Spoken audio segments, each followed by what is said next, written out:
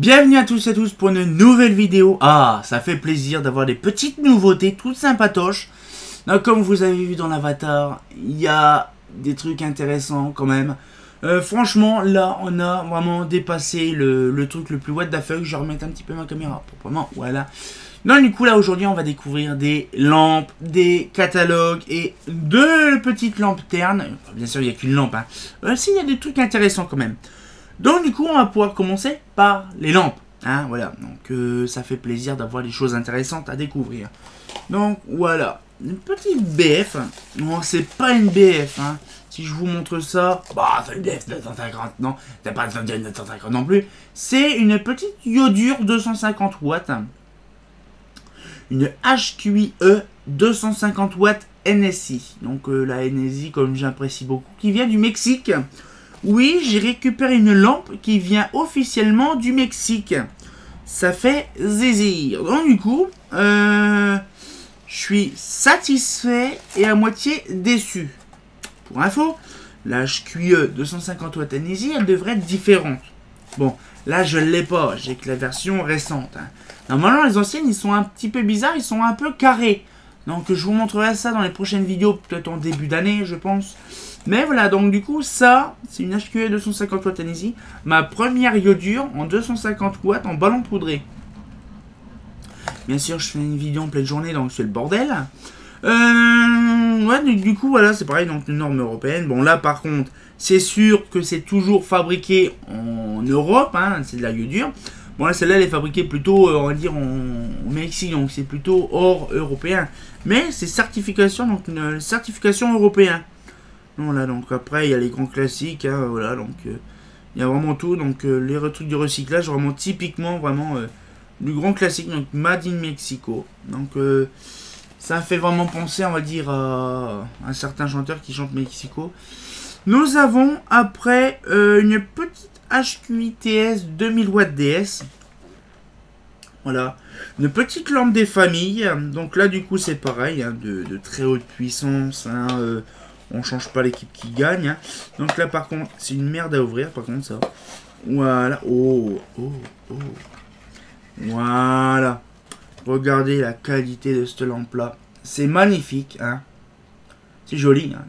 C'est un petit bonbon. C'est mignon, un petit bonbon. Donc voilà, une petite HQITS 2000 watts DS avec justement la iodure des familles dedans. Avec une légère petite pluie d'étoiles. Oh c'est magnifique, il y a une petite bibille. Oh, il y a une petite bibille. Oh, petite bibille. Oh, petite bibille. Ah, tiens, j'ai récupéré toute là. Moi, je vais pas m'amuser tout le temps à faire ça. Mais il y a de la petite... Ah, joli. Joli. Hop là, hop là, hop là, hop là, hop là. Oh, petite bibille. J'adore les bibilles de mercure là-dedans. Donc, du coup, là, ça fait vraiment plaisir. C'est un rêve de gosse que je devais avoir. Voilà, donc là, je remets ça proprement là-dedans. Voilà. Tac. Voilà, nickel. Donc le pof, on met ça, tac. Et voilà la petite boîte HQITS 2000 watts DS. Donc voilà, un carton des familles. Nous avons également un petit tube master. Voilà, un petit tube master Philips. Donc bon, c'est pas non plus la joie, c'est du blanc. Sauf que celui-là, il a la particularité, quand je dis HL... merde, il est où le truc? Ah, il a. TLD Food, donc c'est le fameux tube rose, justement, pour la bidoche. Pour que la lumière rose permet d'avoir un meilleur rendu sur la bidoche. Donc pour avoir la bidoche soit plus rouge que d'habitude. C'est un truc commercial, comme on avait parlé avec Seb. Donc voilà, c'est un 30 watts, c'est plus petit, Nous avons un petit actinique. Alors par contre c'est impressionnant parce que celui-là il faut aussi 30 watts. Un actinique BL. Donc là c'est pareil, une lumière ultraviolette. Donc le poudrage aussi blanc. Celui-là par contre je ferai une vidéo sur ça. Sur les tubes actiniques. Donc il y a aussi inactinique. Bon là par contre c'est assez compliqué parce que c'est assez fourbe à trouver. 30 watts aussi ce petit tube là. Vous imaginez que ça et ça... Là, ce truc-là, c'est la même puissance. Donc, je ne savais pas qu'on pouvait avoir différentes sortes. Donc là, ça fait plaisir. Non, là, je ne sais pas c'était fabriqué où, par contre. AG, continue mercure. Ah, bah oui, en Pologne. C'est fabriqué en Pologne, ouais. Ok, en effet. Donc EAC, hein, donc là je vais vous montrer hein, EAC, donc les normes et tout ça dedans. Donc normes conformité européenne, l'EAC, nouvelle conformité EAC. Hein. Voilà, il y a plein de nouvelles normes qui sortent. Donc voilà, donc c'est pareil, ça sera dans une vidéo justement de rayonnement lumineux.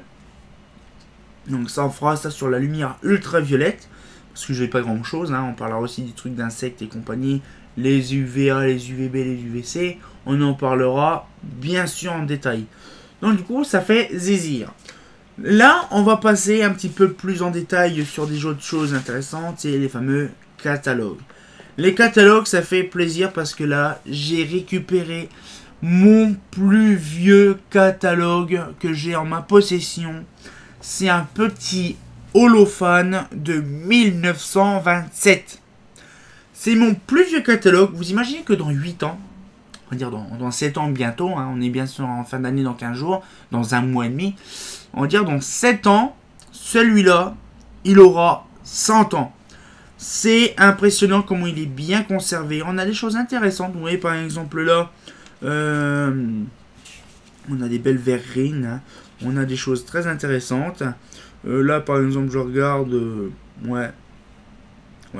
Donc, du coup, là, c'est vraiment impressionnant, ce truc-là. Donc, du coup, là, on va passer à la suite. Hein. Nous avons un petit Mazda. Un Mazda de 60-61 avec le joli logo Ahura. C'est pas un logo, hein, c'est un dessin qui a été fait à l'époque babylonienne. Hein. Bon. Par contre, je ferai peut-être une petite histoire sur Mazda. Bon, pas la société Mazda de l'éclairage, l'histoire de Mazda. Pourquoi l'éclairage Mazda? Pourquoi hein? En fait, bon, je vous expliquerai dans une autre vidéo, on va pas non plus détailler tout n'importe quoi. Hein. Donc voilà, donc ça fait plaisir. Donc on a la génération, donc là, avec Ahura dedans, et ainsi que l'ancien logo des années 50. C'est, on va dire, une transition, c'est impressionnant, une transition entre le Mazda Ahura et le Mazda des années 50. Et là, c'est ce que je disais. On va parler un petit détail et on pourra prendre là-dessus sur les catalogues. C'est qu'en fait, c'est que actuellement, Mazda, j'ai remarqué qu'à partir de début de la dizaine, par exemple, dans les années 50, bon, je pense qu'en 51, le logo Mazda des années 50 existait. Après, nous avons le logo Mazda, donc Ahura Mazda, date à partir de 60-61. Par contre, le logo Mazda qu'on connaît actuellement date de 70. C'est-à-dire qu'à chaque fois, toutes les décennies, change un logo Mazda. C'est bénéf en fait. Mais ça fait plaisir de voir ça. Voilà un petit peu la petite histoire du logo Mazda. Un petit tarif de 60-61 de Mazda. Donc là, celui-là, il fait vraiment plaisir. Donc du coup, dedans, on a aussi des choses intéressantes. On découvrira bien sûr tout ça en scan. Nous avons un petit Mazda 62-63. C'est ça. Donc là, c'est pareil. Celui-là, il est vraiment bien parce que celui-là, en fait, il est, on va dire, en double déjà. Donc ça fait plaisir. Donc celui-là, ça me fait plaisir de l'avoir en double. Nous avons un petit catalogue. Je sais pas si je vous l'avais montré, celui-là. Je vous le montre encore. Un petit, voilà, un petit éclairage 68. Donc c'est pareil. Celui-là, il sera, je crois que je vous l'ai montré. Je m'en rappelle plus. Je vous le montre quand même. Un petit 68 avec des trucs les plus what the fuck dedans. Donc du coup, c'est pareil. Bon, c'est une vraie merde par contre à tenir ce catalogue là, mais je ferai pareil un scan, donc c'est pareil hein, pour l'instant les scans seront faits plus tard, donc je ferai une vidéo par rapport à ça plus tard hein. Donc là un petit peu les catalogues. Alors je vous explique actuellement là on est quand même déjà fin novembre hein. Le prochain truc ce sera intéressant, ce sera la fin du mois. Là par exemple si je regarde nous sommes le 28, hein, donc dans 2 jours, ça sera le 30 et on sera à la fin du mois. Donc je vous explique un petit peu ce qui va se passer en novembre. En novembre, il y aura un truc intéressant. C'est que déjà, première chose, pendant 15 jours, donc la première quinzaine de décembre, il n'y aura aucune vidéo. Alors, pour quel motif? Ouais, c'est bizarre, pourquoi tu arrêtes de faire des vidéos? Non, c'est simplement que je vais faire une grosse mise à jour de mon site internet, donc ejpv1.com. Mon cousin va s'occuper du ejplighting.com. Donc là c'est pareil, ça c'est compliqué parce qu'on va changer, on va sur notre hébergeur. Et donc du coup, ce qui fait, c'est que là, actuellement, je vais refaire une refonte complète. Il y a pas mal de choses. J'ai fait aussi un petit truc à faire. Donc faut que je le retrouve, mais je ne me rappelle plus où il est, bien sûr. Hein. C'est comme d'habitude, c'est le vrai bordel au bureau. Hein. J'ai fait pas mal de mises à jour. Bien sûr, je vais faire pas mal de choses. Je crois que j'ai mis ça là-dessus. Voilà, normalement, voilà. Ah, c'est bon, c'est là-dedans. Voilà, donc là, actuellement, sur mon site, voilà, j'ai fait une petite mise à jour. Voilà. Donc, il y aura, par exemple, donc la nouvelle image de Facebook, parce que ça date de vieux, ainsi que YouTube, ça date de très très vieux. La mise à jour des liens, il y aura mon kéké, le site de mon kéké qui sera rajouté. La mise à jour de l'histoire, parce que ça date de 2017, on est quand même en 2019, quasiment 2020. Lanterne, donc là reprendre à partir du 5 novembre parce que j'ai pas remis entre deux, hein, quasiment une année entière parce que ça date du 5 novembre 2018. Un an de luminaire à rajouter. Lanterne in situ, petite mise à jour de photos de luminaire entière. Les lampes, la refonte complète parce que j'ai quand même pas mal de temps dessus que ça n'a pas été fait. Donc j'ai rajouté pas mal de photos. Les dessins, pareil, à rajouter de qualité, donc la refonte aussi complète. L'inventaire mise à jour plus la nouvelle mise à jour de lampe. Donc ça, je pense que la mise à jour des inventaires, ça sera plutôt fin décembre quand il y aura vraiment le truc, parce que c'est pareil, je vous explique un autre truc. Et les catalogues, mise à jour aussi dessus. Donc du coup là, donc ce qui fait, c'est que c'est pareil dans le truc. Hein. Puis après, on va passer à la suite de la vidéo parce qu'on n'a pas fini. On a sur le site. Comment c'est une refonte complète, par exemple, sur les catalogues. Je vous en ai parlé par rapport à ça. Je rajouterai aussi l'historique des fichiers descriptifs et données techniques, ainsi que le catalogue Lanterne en stock. Donc ça fait une bonne paire de catalogues. Bon, ça sera sur un drive, hein, je vais pas m'embêter. Ou sur mon serveur. Mais là, ça va être compliqué parce que c'est quasiment les mêmes images. Ouais, je verrai, je vais trouver un moyen, je vais négocier. Je pense que non, je ferai plutôt vraiment un dossier, je pense que je ferai ça. Un dossier, je ne sais pas, ça je verrai ça bien sûr début décembre. Voilà, donc du coup ce qui fait, il y aura ça. Il y aura également une petite mise à jour, c'est un autre truc, ça je vous le dis pas. Il y a aussi ma page Facebook qui sera renouvelée aussi. Il y aura aussi pas mal de choses, de toute façon ça on verra ça bien sûr. Voilà, de toute façon il y a le direct, moi j'en parlerai dans le direct, mais comme c'est prévu bientôt, donc je vous en parle actuellement. Ouais, de toute façon les histoires, bon l'histoire c'est pareil, mise à jour aussi, après voilà, bon, lanterne situ, voilà. Lanterne, dessin, tout ça, bon, de toute façon on verra ça bien sûr par la suite. Je vous en ai parlé aussi dans une vidéo par rapport aux documents, donc ça j'ai pas besoin de vous réexpliquer. Donc du coup voilà un petit peu le truc. Donc voilà, donc c'est à dire que dans les 15 prochains jours, donc on va dire là on est bien sur le 30 dans 2 jours, à partir du 1er jusqu'au 17, non pas 17 mais on va dire jusqu'au 16, le 17 il y a une nouvelle vidéo qui sortira, mais les 15 premiers jours il n'y aura pas de vidéo parce que je serai à fond sur la mise à jour. Je pourrais pas travailler sur une nouvelle vidéo, ça va être un peu chiant quand même, hein. Donc du coup là, donc c'était un petit peu, voilà le truc. Bon, on va reprendre un petit peu parce qu'il y a des parenthèses. Comme d'habitude, on change pas l'équipe qui gagne. Là, on va pouvoir passer aux lampadaires. Hein. Donc là, on a pas mal de luminaires. Donc là, c'est pareil, 2 luminaires, bien sûr. Alors là, par contre, je vais me mettre un petit peu plus haut. Voilà. Et là, je vais vous montrer un petit peu tout ça. Donc là, j'espère qu'on va m'entendre. J'en sais rien du tout. Hein, normalement, c'est bon. Là, déjà, mon plus vieux luminaire. Alors bien sûr, il faut simplement que je la refasse. Voilà, mon plus vieux luminaire. Voilà. Une petite holophane 511 8 bis. Donc ça, c'est la luminaire des familles. Donc je la pose là, vite fait. Alors, cette luminaire-là, elle a une particularité. C'est mon plus vieux luminaire. La lanterne en question date des années 20. Donc on va dire en 1925, elle existait déjà. En 1927 également, puisque j'ai le catalogue. Donc plus vieux luminaire, plus vieux catalogue. Holophane. Nous avons également en 1931, elle existait en 1931 où elle existait encore. Mais puis en 1935. Donc c'est officiellement mon plus vieux luminaire des années 20. Voilà. Donc sur mon site, on avait toujours collectionneur de lanternes des années 40 à nos jours. Sauf que maintenant, c'est dépassé maintenant. Nous sommes dans les années 20, hein. Voilà. Donc un petit peu le luminaire. Sauf, il y a une particularité sur ce luminaire-là. Par contre, je sais pas c'est qui l'a fait. Vous voyez la peinture noire dessus? Alors, c'est pas une peinture noire qu'on connaît, gouache ou compagnie. Non, bien sûr que non. C'est rien, ces petits joueurs. Cette peinture-là, c'est une peinture au goudron. Oui, je sais pas c'est qui s'amuse à peindre un luminaire au goudron, mais bon, voilà, ça existe quand même. Donc, bien sûr, pour nettoyer ça, c'est une vraie merde, parce qu'on peut pas la décaper avec du white spirit.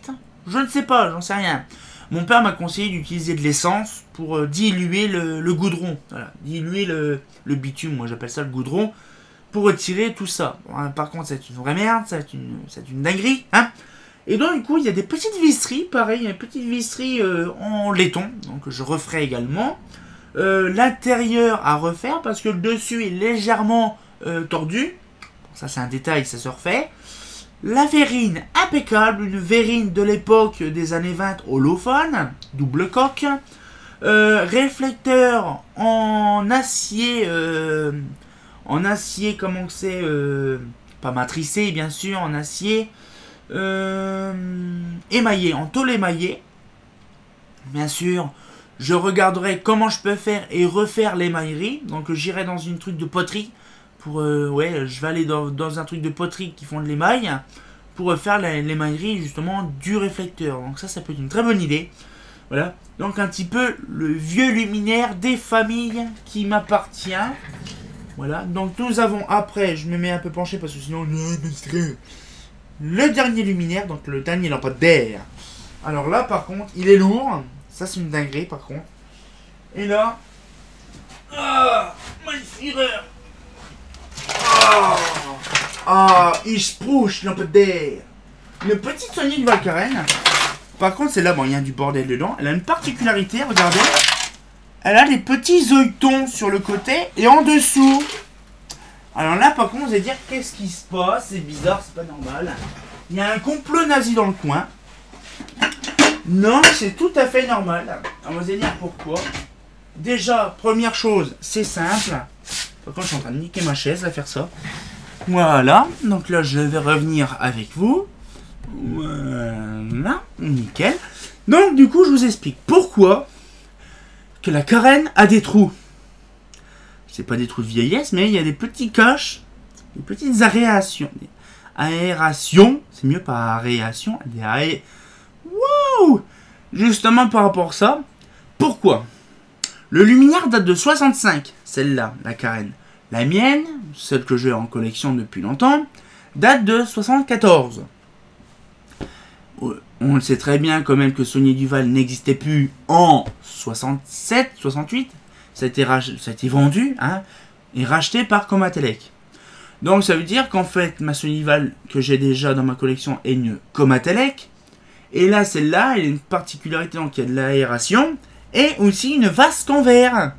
Ce qui veut dire que les anciennes Saunier Duval, donc même les lanternes d'éclairage public, avaient une vasque en verre. Alors là, par contre, c'est une dinguerie, parce que là, franchement, je suis sur le cul. Donc c'est-à-dire que là, c'est vraiment une officielle, une Saunier Duval officielle, une carène. Là, franchement, ça fait plaisir. J'ai vu l'intérieur, BF400, appareillage d'origine. Oui, BF400 avec un appareillage d'origine. Donc l'appareillage date bien sûr des années 60, puisque le luminaire date des années 60. Franchement, là, ça vaut le coup. Le ballast est magnifique, hein, ça fait vraiment plaisir de voir ça. BF400, je ne sais pas c'est quoi comme marque, mais je regarderai. Réflecteur impeccable. Il y a simplement le joint de cerclage de la vasque, pas de la vasque, du carénage de la vasque, justement, qui est barré. Ça, c'est un détail, je peux le refaire. Tout simplement, je retrouve quel joint que je pourrais utiliser pour faire ça. Donc voilà un petit peu le système donc, de la Saunier Duval carène. Donc ça fait plaisir. Hein, donc lampadaire il sprouche. Hein. Donc voilà, donc ça fait plaisir un petit peu. Donc là c'est pareil, on verra un petit peu plus de détails là-dessus. Donc on a vu un vieux luminaire des années 20. On a vu une vieille et authentique Saunier Duval. Alors c'est-à-dire que si la Saunier Duval carène a une vasque en verre dans les années 60, Est-ce que la Orion, puisque moi j'ai une Orion de 74 ou 75 des années 70, 76 je crois, une Orion de 76 avec la vasque en plastique, type Comatec Schrader, est-ce que les vasques de Saunier Duval étaient en verre? Ça, j'en sais rien du tout. Est-ce que la Saunier Duval Orion avait une vasque en verre à l'époque? Par contre, je voudrais bien savoir comment elle était. Bon, la plupart des Saunier Duval Orion avec vasque en verre, peut-être, n'existent plus depuis longtemps parce que bon, vasque en verre, c'est fragile. Pas comme la Carène. La Carène, bon, la vasque en verre, c'est assez compliqué. Déjà, trouver une Saunier Duval d'origine, déjà des années 60. La plupart des Saunier Duval Carène qu'on connaît, généralement, n'a pas de cache, tout ça. Donc, c'est-à-dire qu'en fait, les plupart des Carènes qu'on connaît, pas tous, sont généralement à partir 70, hein, justement par rapport à Comatec. C'est pour ça qu'on a un peu plus de chances d'en trouver que Saunier Duval. Et donc, du coup, la petite vidéo va se toucher à sa fin. Et on se retient au courant pour une nouvelle vidéo. Bah... Enfin, du plus vieux modèle, du très vieux matos. Ah, c'est pas faux.